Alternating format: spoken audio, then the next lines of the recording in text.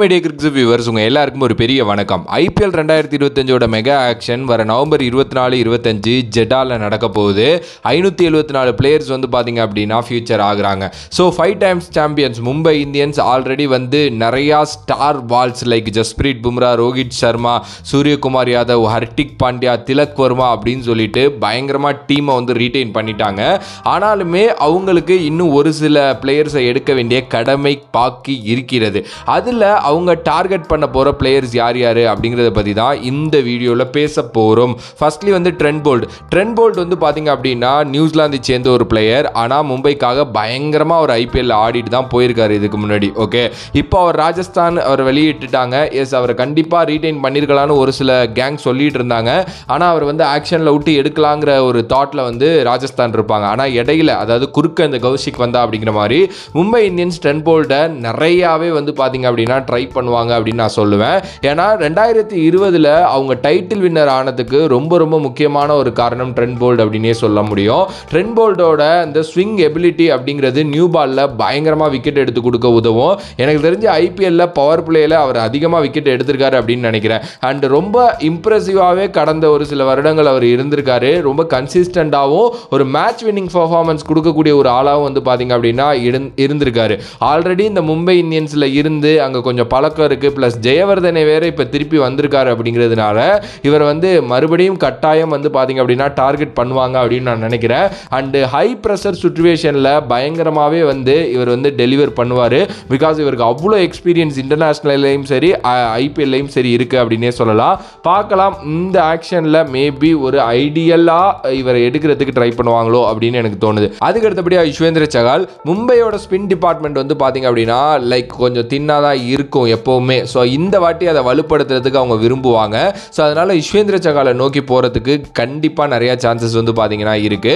Indian leg spinner, அதே நேரத்தில் பார்த்தீங்கன்னா most IPL wickets by an Indian bowler அப்படிங்கிற ரெக்கார்டும் வச்சிருக்காரு. அண்ட் ஒரு proven match winner and purple cap ஹோல்டராலாம் 2022 இருந்திருக்காரு. ராஜஸ்தானில் பயங்கரமாக பார்த்தீங்க அப்படின்னா பவுலிங் போட்டிருக்காரு. அண்டு நிறையாவே T20 ஸ்கில்ஸ் இவருக்கு இருக்கு. மும்பை பிச்சில் இவர் சூப்பராக சூட் ஆவார் அப்படின்னே சொல்லலாம். ஏன்னா சின்னசாமி மாதிரி ஒரு ஸ்டேடியம்லேயே ரொம்ப சக்ஸஸ்ஃபுல்லாக இருந்த ஒருத்தர் மும்பையிலாம் கண்டிப்பாக சக்ஸஸ்ஃபுல்லாக தான் இருப்பார். அதே நேரத்தில் நான் ஃபர்ஸ்ட்லேயே சொன்ன மாதிரி எப்போவுமே மும்பை இந்தியன்ஸுக்கு இந்த பவுலிங் யூனிட்டில் இந்த ஸ்பின்னு தான் செட்டே ஆகாது. இந்த வாட்டி இவரை ஒரு லேத்தல் வெப்பனாக எடுக்கிறதுக்கு நிறையா சான்சஸ் இருக்குது. அண்ட் நிறையா ஸ்பின் ஃப்ரெண்ட்லி பிச்சஸில் விளையாடுறப்போ ரொம்ப ஹெல்ப்ஃபுல்லாக இருப்பார். அதுக்கு அடுத்தபடியாக இஷான் கிஷன். மும்பை இந்தியன்ஸ் இவரை கண்டிப்பாக ரீட்டைன் பண்ணுவாங்க அப்படிங்கிற மாதிரி தான் நான் யோசிச்சிருந்தேன். ஆனால் அவங்க திலக் வர்மாவை ரீட்டைன் பண்ணிட்டாங்க. பட் ஆனால் இஷான் கிஷனுக்கு இந்த வாட்டி போவாங்க. ஏன்னா இஷான் கிஷன் பார்த்தீங்க அப்படின்னா மும்பையோட ஒரு ஐடல் பிளேயருங்க. மும்பை இந்தியன்ஸுக்கு கரெக்டாக சூட் ஆகிற ஒரு ஓப்பனர் இஷான் கிஷன் அப்படின்னே சொல்லலாம். ரொம்ப ரொம்ப சக்ஸஸ்ஃபுல்லாக இருந்திருக்காரு லாஸ்ட் ஃபியூ இயர்ஸில். ஒரு விக்கெட் கீப்பர் பேட்டர், அதே நேரத்தில் கேமை டாப் ஆர்டரில் ஸ்டெபிலைஸ் பண்ணக்கூடிய ஒரு ஆள். அண்ட் ரொம்ப ஃபயர் பவராகவும் பார்த்தீங்க அப்படின்னா இருப்பார் பவர் பிளே டைமில். அதே நேரத்தில் அண்டர் ப்ரெஷர் சுச்சுவேஷனில் நிறையா விளையாண்டு கொடுத்துருக்காரு. அண்ட் நிறையா நல்ல கேம்ஸ் பாஸ்டில் அவருக்கு மும்பை இந்தியன்ஸில் இருந்திருக்கு. அப்படிங்கிறதுனால மறுபடியும் இஷான் கிஷனை டீமுக்குள்ளே எடுத்துகிட்டு வரணும் அப்படின்னு தான் நினைப்பாங்க. மேபி யோசிச்சிருப்பாங்க இஷானையும் நம்ம ரீட்டைன் பண்ணலாமா அப்படின்னு சொல்லிட்டு. ஏதோ இந்த மணி இஷ்யூஸ்னாலையும் இல்லை இவர் அந்த லெவலுக்கு போக மாட்டார், ஸோ அதனால் ஆக்ஷன்லேயே விட்டு எடுக்கலாம் அப்படிங்கிறதுனாலையும் மேபி இஷான் கிஷனை விட்டுருக்கலாம். பட் இவங்க இஷான் கிஷனை ஆர்டிஎம் பண்ண முடியாது. ஏன்னா ஒரே ஒரு ஆர்டிஎம் ஆப்ஷன், அதுவும் அன்கேப்டுக்கு மட்டும்தான் இருக்குது. ஸோ இவர் கேப்டு பிளேயருங்கிறதுனால எனக்கு தெரிஞ்சு ஆர்டிஎம் பண்ண சான்சஸ் கிடையாது. பட் இஷான் கிஷனை ரொம்ப நல்லா ட்ரை பண்ணுவாங்க. அதுக்கு அடுத்தபடியாக வாஷிங்டன் சுந்தர் ஒரு ஆல்ரவுண்ட் எபிலிட்டி இருக்கக்கூடிய ஒரு பிளேயர். கண்டிப்பாக மும்பை இவரை பீட் பண்ணுவாங்க. கிடைக்கிறாரா கிடைக்கலையாங்கிறதெல்லாம் ரெண்டாவது விஷயம். ஆனால் இவரை பீட் பண்ணுவாங்க. ஏன்னா இவர் பார்த்தீங்க அப்படின்னா லைக் மும்பையோட அந்த பிச் இருக்குல்ல வாங்கடையில், அதுக்கு பயங்கரமாக சூட் ஆவார்.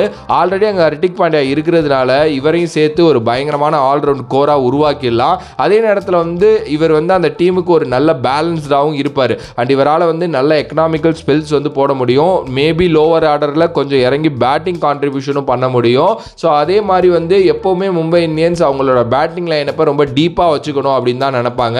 ஸோ அதனால் இவரை எடுக்கிறதுக்கு சான்சஸ் இருக்குது. அட் த சேம் டைம் எப்போவுமே அவங்களுக்கு ஸ்பின்னர்ஸ் நல்லா அமைய மாட்டாங்க. ஸோ இந்த வாட்டி மேபி இவரை எடுத்து அந்த இடத்த பூர்த்தி பண்ணலாம் அப்படின்னு யோசிப்பாங்க.